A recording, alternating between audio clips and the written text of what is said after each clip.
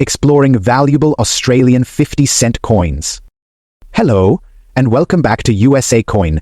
Today we're diving into the world of Australian 50-cent coins, specifically focusing on the fascinating 1984, 1973, and 1996, 1971, and 208, 1981 issues.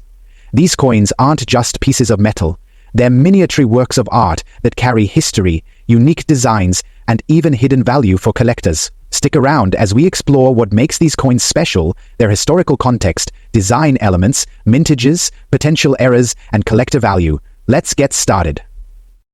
First up, 1984 50-cent coin from Australia is an iconic piece. It marked a shift in production from the older round silver coins to the dodecagonal or 12-sided cupra-nickel coins that collectors are familiar with today. This coin features the Arnold Machin portrait of Queen Elizabeth II on the obverse, which was a staple on Australian coins for decades. This regal design showcases the Queen in a laurel wreath, a nod to classical tradition. On the reverse side, the coin features the Australian coat of arms, designed by Stuart Devlin. This intricate design depicts a kangaroo and an emu, two of Australia's most recognised animals, supporting a shield adorned with symbols representing the 6 states of Australia. Above the shield, you'll find a 7-pointed Commonwealth star, a powerful symbol of national unity.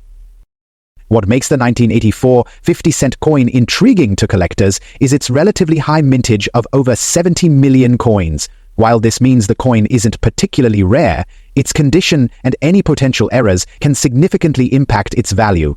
Errors such as off-center strikes, double strikes, or die cracks can make a common coin quite desirable among enthusiasts. In mint state, these coins typically fetch modest prices, but error coins can sell for much more depending on their rarity and visual appeal. Next, let's take a closer look at the 1973 50-cent coin. This coin is slightly older and carries the same general design as the 1984 issue, with the machine portrait of Queen Elizabeth II on the obverse and the Australian coat of arms on the reverse. However, 1973 coins have a much lower mintage compared to their 1984 counterparts, with only around 21 million produced. This lower mintage makes the 1973 50-cent coin more appealing to collectors, especially those seeking high-grade examples. Coins in uncirculated or proof condition are highly sought after and can command a premium in the market.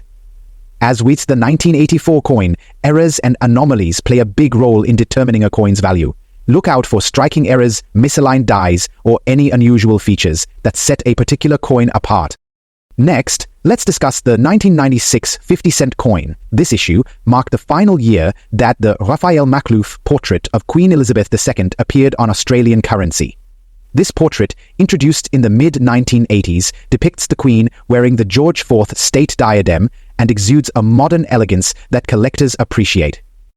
The reverse of the 1996 coin remains consistent with the traditional coat of arms design, but by this time, advances in minting technology had resulted in coins with finer details and sharper strikes. The mintage of the 1996 50-cent coin was over 25 million, making it moderately common. However, coins in pristine condition or those with striking errors are always in demand. Collectors value the 1996 coin for its historical significance as the end of an era for the Makhlouf portrait.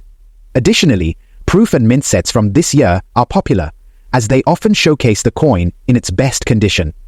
If you're lucky enough to find one with a unique error or in flawless condition, it could be worth a significant premium.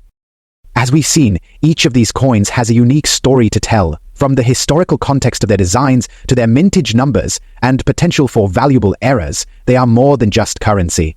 They're pieces of history. Whether you're a seasoned collector or just starting, these coins are fantastic additions to any collection. Next, 1971 Australian 50-cent coin is part of the country's decimal currency system, introduced in 1966.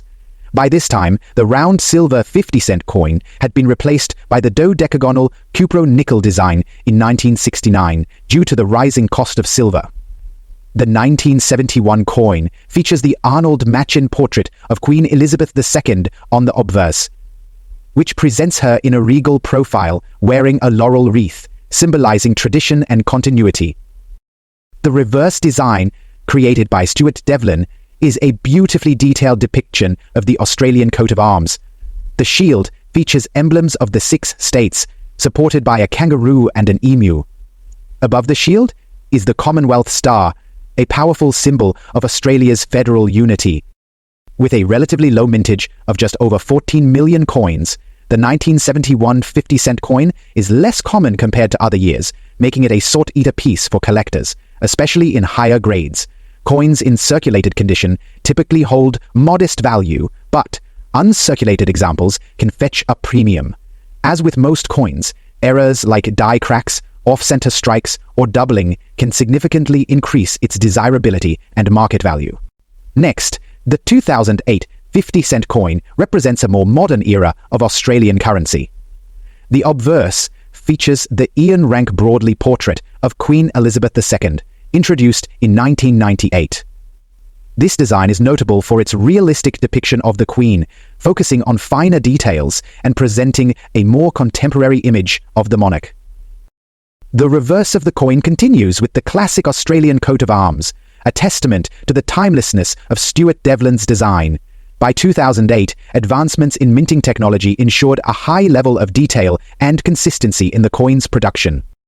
Over 21 million 50-cent coins were minted in 2008, making it a fairly common issue. However, collectors often seek out examples in mint condition or with unique errors. Double strikes, rotated dies, and planchette flaws are particularly prized among error collectors. While circulated examples are readily available at face value, pristine coins or those with unusual characteristics can command higher prices. Next, the 1981 50-cent coin is an interesting piece with a unique story.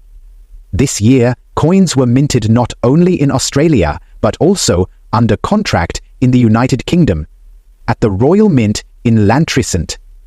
The Arborverse features the Arnold Mockin coin for many years. More well known is the Texas Mobile. The reverse showcases the enduring Australian coat of arms, designed by Stuart Devlin. The craftsmanship of the dodecagonal coin's reverse side highlights the intricate details of the kangaroo, emu, and state shields. 1981 was a prolific year for 50-cent coin production, with over 81 million coins minted across all facilities. While this high mintage means the coin is common in circulation, collectors value it for its historical context, especially those interested in coins minted abroad for Australia. Additionally, coins from this year can exhibit a variety of errors, including mint mark varieties, die clashes, and planchette imperfections. Such anomalies are often more valuable than the coin itself in standard condition. Collectors are particularly drawn to the 1981 50-cent coin for its connection to international minting and its potential for error varieties. Coins in uncirculated condition or part of proof sets are especially desirable and can fetch a premium at auctions. These 6 coins, the 1, 9, 8, 4, 1, 9, 7, 3, 1, 9, 9, 6, 1, 9, 7, 1, 2008, and 1981 Australian 50-cent pieces, each tell their own story.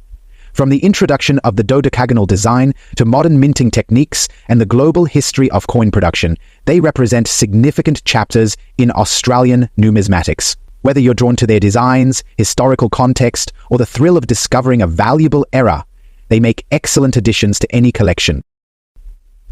Thank you for joining me today on USA Coin.